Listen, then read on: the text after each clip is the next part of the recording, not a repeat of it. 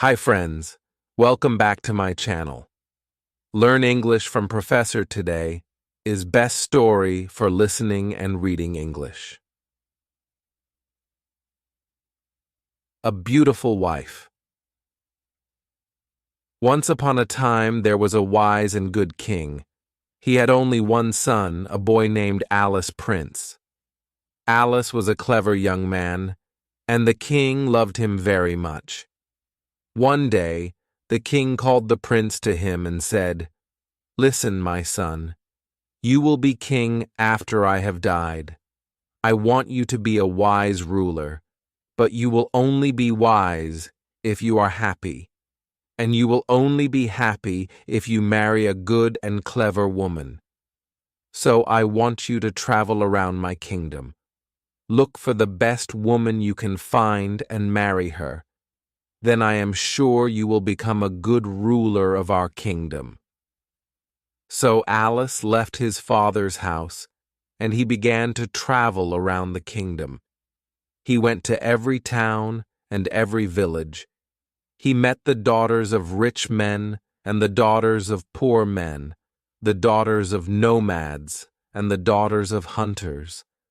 Some of them were beautiful, but they were stupid. Some were wise, but they were ugly. He couldn't find the perfect girl. He spent many years traveling. He didn't look like a prince anymore. His clothes were old and torn. His shoes were broken. One day, the tired prince lay down to rest under a tree. It was the middle of the day, and the sun was high in the sky. His food was finished, and he was very hungry. He fell asleep. When he woke up, he saw a girl. She was looking after her father's sheep. Alice looked at her. She was the most beautiful girl he had ever seen. He wanted to speak to her, but he couldn't. "What's the matter?" the girl said. "You look hungry. I have only a little bread with me here, and you can have it if you like." She took out some bread and gave it to Alice. He ate it hungrily. "Thank you," he said. The girl started to walk away. Alice wanted her to stay. "Have you seen my camel?" he said. "No," the girl said. "I haven't seen a camel, but a blind one has passed this way." "Really?" said the prince. "And this camel had no tail." "How do you know?" asked the prince. "And there is a wound on its right side," the girl said. The prince was very surprised. "You haven't seen this camel," he said, "but you have described it perfectly. How did you do it?" "Oh, it was easy," the girl said. "Look at this bush. A camel has been eating the leaves, but it has only eaten from one side of it. This probably means that it's blind in one eye. And do you see this camel dung? It's all together, in one pile. But camels move their tails when they drop their dung. When a camel has a tail, the dung falls in different places." "But what about the wound on the camel's right side?" asked Alice. "How did you know about that?" "Look here, in the sand," said the girl. "A camel has been rolling here, but it has only rolled on its left side. This means that its right side must be wounded."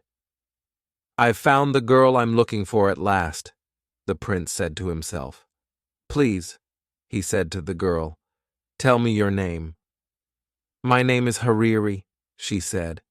"And what is your father's name?" "Adam." "Where does your family live?" "Where can I find them?" "Down there," said Hariri, and she pointed to the village in the distance.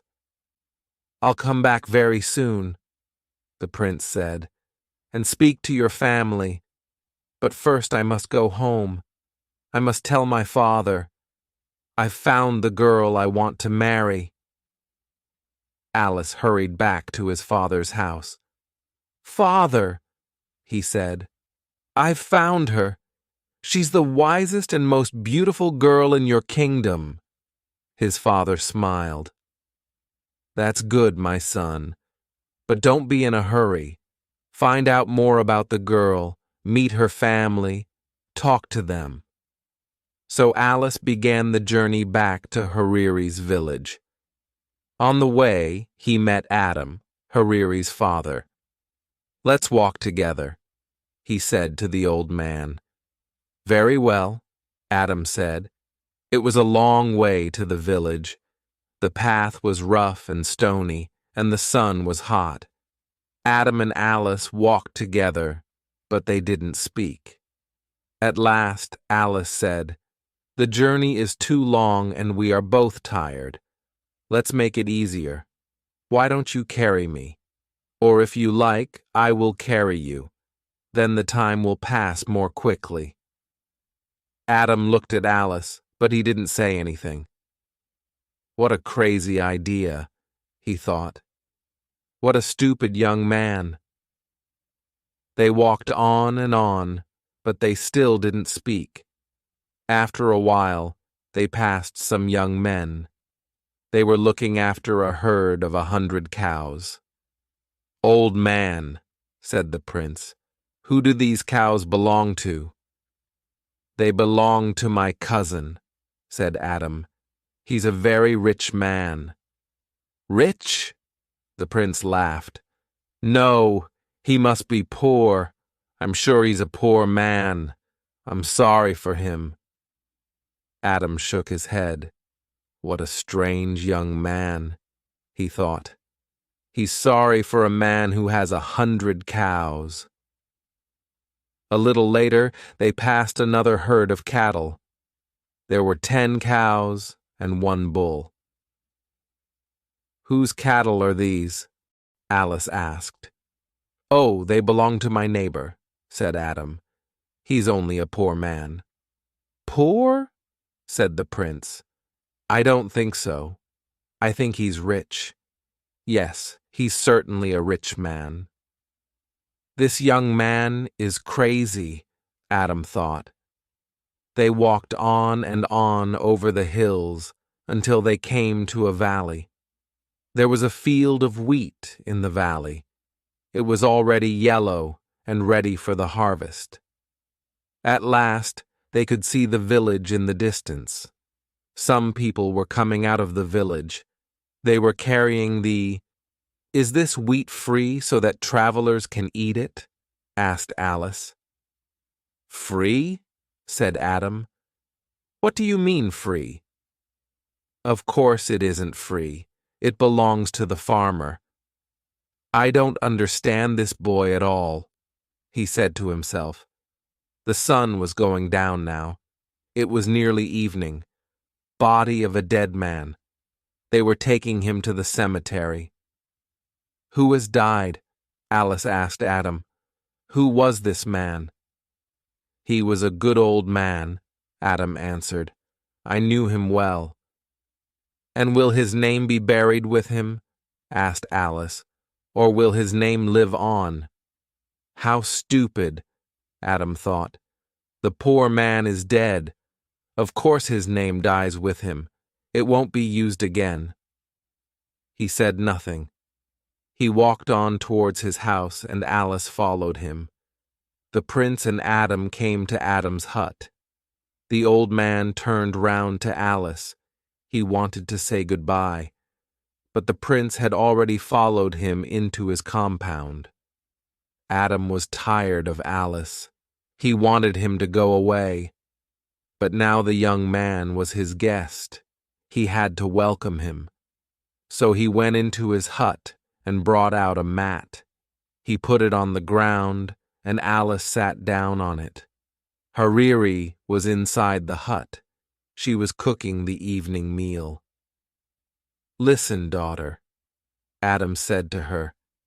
"We have a very strange guest. A crazy young man has followed me all day. He's come to the village with me, and now he's here in my compound. Take him some water so that he can wash his feet." So Hariri took some water and went out to wash Alice's feet. He was very happy when he saw her. She smiled at him, and his heart jumped. She was even more beautiful than before. "Why don't you put your feet on the mat?" she asked him. "Look, they're on the dirty ground." "But my feet are still dirty," Alice answered. "You haven't washed them yet. If I put them on the mat now, the mat will get dirty too." So Hariri washed his feet. When they were clean, he put them on the mat.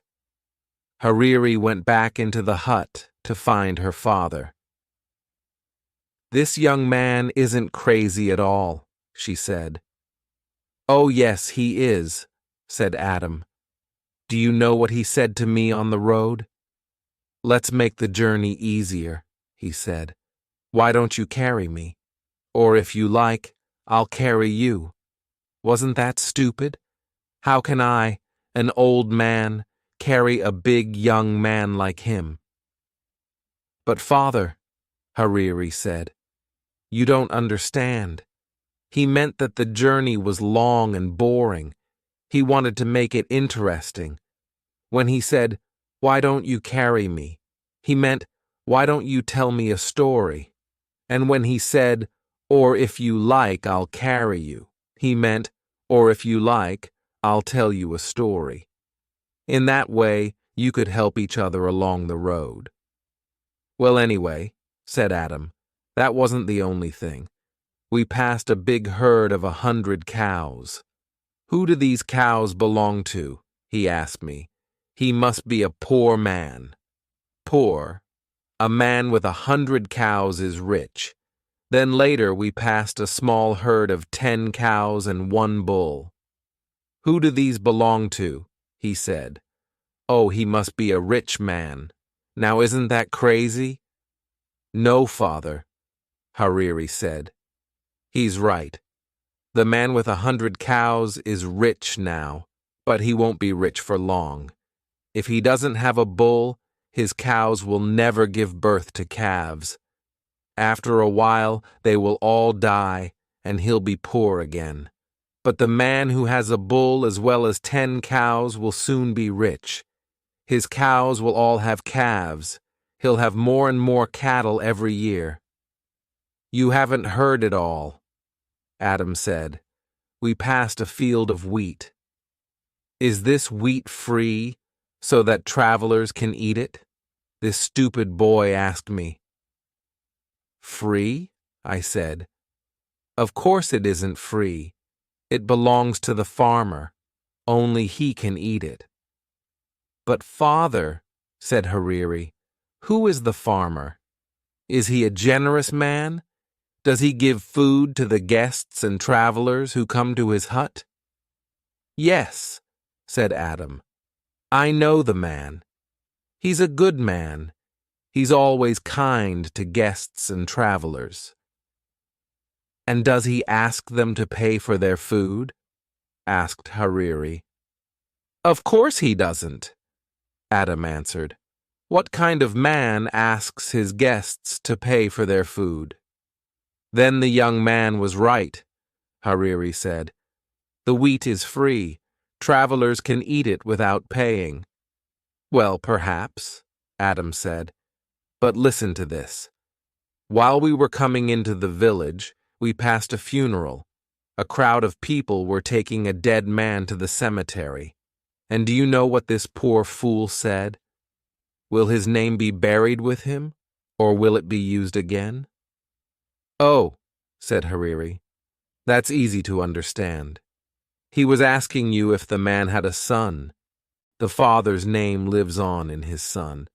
It's not buried with him. It's used again and again." Adam was tired of talking to his daughter. He went to talk to her uncles. "My daughter's crazy," he said. "You have seen that strange young man sitting outside my hut. He asks all kinds of stupid questions. But my daughter likes him." "Does she?" said Hariri's uncles. "That's good. Your daughter isn't a child now. She must get married soon. Why don't you let her marry him? He looks like a good man to us." "Oh, very well," said Adam. "But it's all so strange. I can't understand it at all. They're both crazy." Hariri heard her uncles and her father. She was very happy.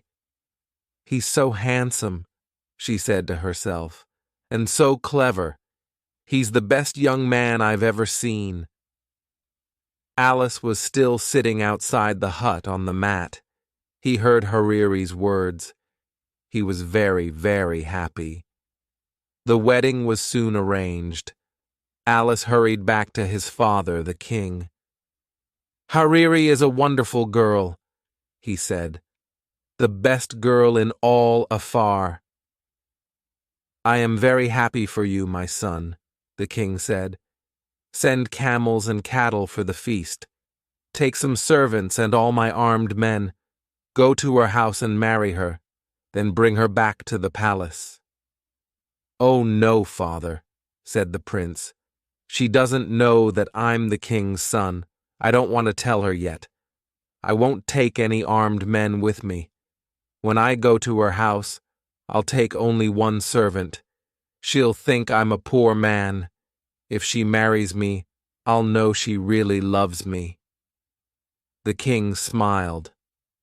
"Very well, my son," he said. "Go, but come back soon. I want to meet my new daughter." It was a long way from the king's house to Adam's village. The prince and his servant started their journey early in the morning, but they walked all day. The sun rose higher and higher in the sky. It became hotter and hotter. "I'm very hot and very, very thirsty," Alice said. "I must have a drink." "That's all right, sir," the servant said. "Look, we're coming to a water hole. You'll find some water there." They came to the water hole, and Alice looked down into it. The hole was deep. The water was a long way down. "Climb down and fill my water bottle," Alice said to his servant. "Oh, no, sir, I can't do that," the servant said. "I don't want to fall and break my neck." So Alice climbed into the water hole himself. He drank the cool, clean water and filled his bottle. Then he looked up at his servant. "Pull me up!" he shouted, but the servant laughed at him. "Pull you up?" he said. "Why, you fool, I'm going to be the master now." He picked up a big stone and lifted it above his head. "He's going to throw it down and kill me," thought Alice. "Wait a minute," he shouted. "Don't kill me. You'll never escape. Someone will soon find my body. They'll tell my father and he'll send his men to kill you. I've got a better idea." The servant put the stone down. "What do you mean, a better idea?" he said. "We'll change our clothes," said Alice. "You take my clothes and I'll take yours. You can be the master and I'll be the servant." The servant laughed. "That's a stupid idea," he said. "If I pull you out of the water hole, you'll kill me. I know you will." "I won't kill you, I promise," said the prince. "And I won't tell anyone that you're my servant." The servant picked up the stone again. "I don't believe you," he said. "Get ready to die." "Very well," the prince said. "But don't you want to marry the most beautiful girl in Afar? How will you find her father's house? Only I know the way." The servant thought for a moment. "Do you really promise?" he said. "You won't kill me? You'll be my servant and I'll be your master?" "Yes," answered Alice. "You know me. I always keep my promises." "All right," the servant said, and he pulled Alice out of the water hole. They changed their clothes. The prince took the servants, and the servant took the princes. Then they walked on along the road. At last they came to Adam's village. Everything was ready for the wedding. The women were cooking a wonderful feast. Guests were arriving. People were singing and dancing. Hariri couldn't wait to see the face of her dear Alice. She looked out of her hut, but there was the servant, dressed in Alice's clothes. "This man isn't my husband," she said. "I've never seen him before." "Don't be a fool," her father said. "Look at his clothes, his dagger, and his shoes. He was wearing them when he came here before." "But my husband is a clever man," said Hariri. "This man looks like a fool. Let me ask him some questions." "Oh, very well," Adam said. "But be quick. The guests are waiting. The wedding must begin." So Hariri came out of her hut and spoke to the servant. "Tell me," she said, "what is the heaviest thing a man can carry?" The servant frowned. "The heaviest thing?" he said. Let me think. A camel's heavy." "No, a fallen tree is heavy." "Ah, I know. A grinding stone. Yes, a grinding stone is the heaviest thing." Hariri looked behind the servant. Who is that man, standing under the tree? She wondered. "Here's my next question," she said. "What is the sweetest food in the world?" "The sweetest food," the servant said. "The sweetest food? Yes, I know the answer. The sweetest food is honey." Hariri was watching the man under the tree. He was coming towards her now. "I have one more question," she said to the servant. "What is the most beautiful smell in the world?" The servant shook his head. "What a stupid question," he said. "Flowers have the sweetest smell, everyone knows that." Alice was standing behind his servant now. He smiled at Hariri. "This man says he's my husband," said Hariri, "but he's a fool. His answers are stupid." Adam was very angry. "Daughter," he said, "what are you saying? Look, the wedding guests are here. The feast is ready. Take this man. He is your husband." "Please, father," Hariri said. "I can't marry a fool. Let me talk to his servant." She looked at Alice. "Did you hear my questions?" she asked him. "Yes," said Alice, "and here are my answers.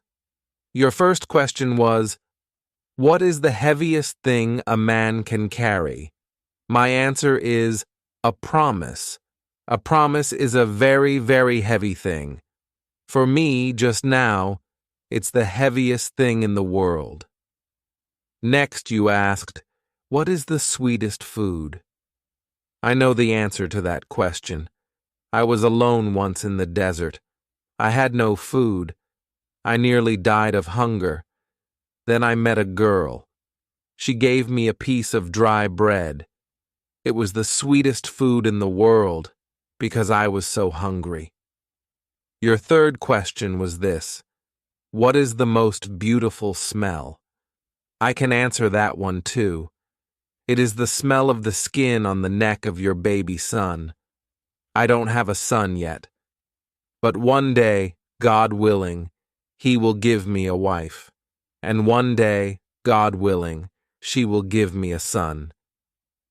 Hariri laughed and clapped her hands. "Did you hear that, father?" she said. "This man is my husband." "But he's only a servant," Adam said. "I'm tired of all this nonsense, Hariri. I'm your father. You must obey me. Marry the master, not the servant." Hariri went and stood beside Alice. "Master or servant, this is the man I will marry," she said. The servant was frightened when he heard this. He fell down on his knees. "Oh, please, please forgive me," he said to Alice. "I was a fool. Don't tell the king, your father." "The king? Your father is the king?" Adam said to Alice. "My dear boy, this is wonderful. Hariri, my child, you are right, of course. This is the right man for you. I always knew you were a clever girl. You're going to marry a prince. Where are the singers? Is the food ready? Let the marriage begin." The wedding was a happy one. Everyone ate and sang and danced. Only Alice's servant wasn't happy. He went out of Adam's compound and ran away. They never saw him again. The next day, Alice and Hariri began the journey back to the king's house. Everyone there was very happy to see them. The king liked his daughter-in-law at once. "My son, you have chosen well," he said to Alice. "Now I know that one day you will be a wise and happy ruler." After a year, Hariri had a son. Alice was very happy. He took his son in his arms. He smelled the skin on the baby's neck. It was the sweetest smell in the world for him. Hariri smiled at him. "I have given you a son," she said. "Now I want you to give me a promise." "Yes, of course," said Alice. "What is it?" "I'm always frightened when you go out at night," Hariri said. "There are bad men in the town, and the wadi is the most dangerous place. Please don't go to the wadi in the evening, when the people and the animals have returned to the town. Promise me." "I promise," said Alice. And so Alice and Hariri lived happily for many years. They had 7 sons and 7 daughters. The old king died, and Alice became king. He was a wise and good ruler. The years passed.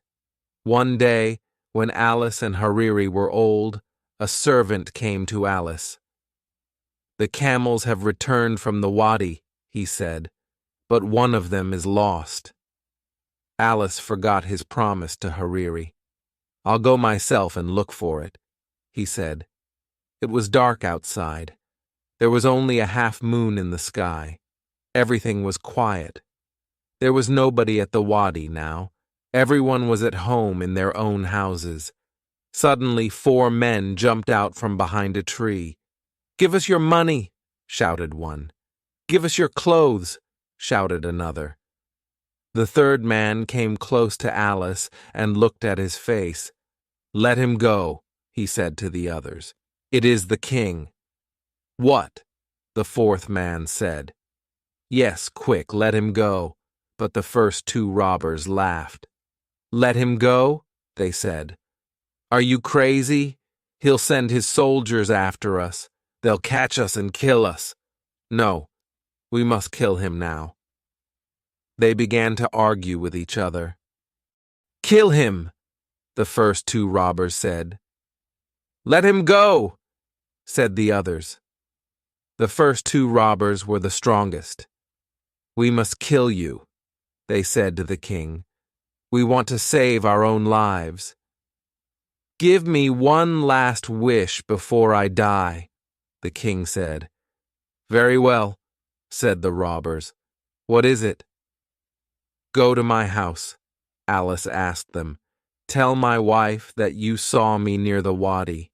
Say to her, 'There's a black cow in my herd of cattle. Its horns are too long. It will put out the eyes of the other cows. Take it out of the herd.'" "Is that all?" asked the third robber. "No," answered the king. "Tell her this. There's a black mat on the roof of my house. Take it away. Put a white mat there in its place." "Is there anything else?" said the fourth robber. "Yes," Alice answered. "I have 4 camels. Tell my wife to keep 2 of them.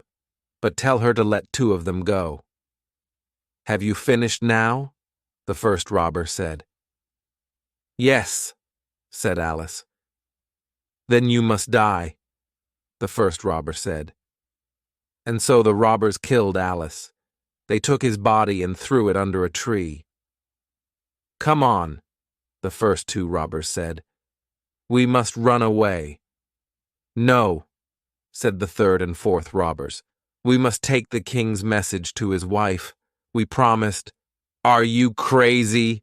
the first robber said. "She'll know that we killed him. Her sons will kill us." "But she doesn't know that he's dead," the third robber said.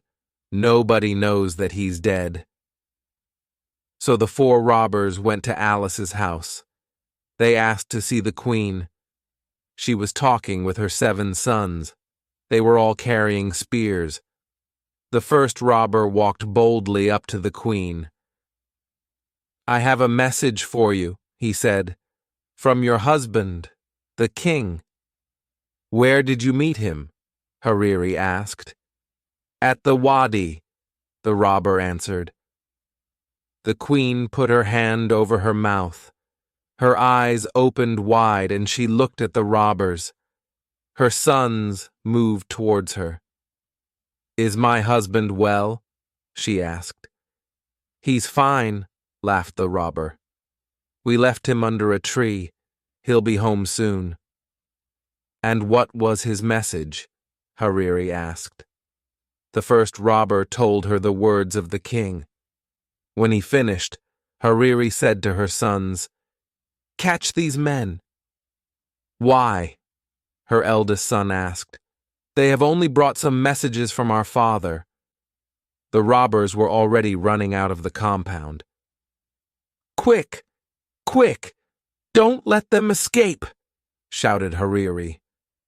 Her 7 sons ran after the robbers and caught them. They brought them back to the queen. She was crying. "What's the matter, mother?" her eldest son asked. "Didn't you understand your father's message?" said Hariri. "Listen, this is what it means. Take the black cow out of the herd of cattle," he said. "It will put out the eyes of the other cows. This means that your father doesn't want the crows to eat his eyes. He wants us to bury his body." "You mean our father's dead?" her sons asked. "Yes," said Hariri. "This is his second message. Take away the black mat on the roof. Put a white one there. He is dead, and he wants me to put white clothes on for him."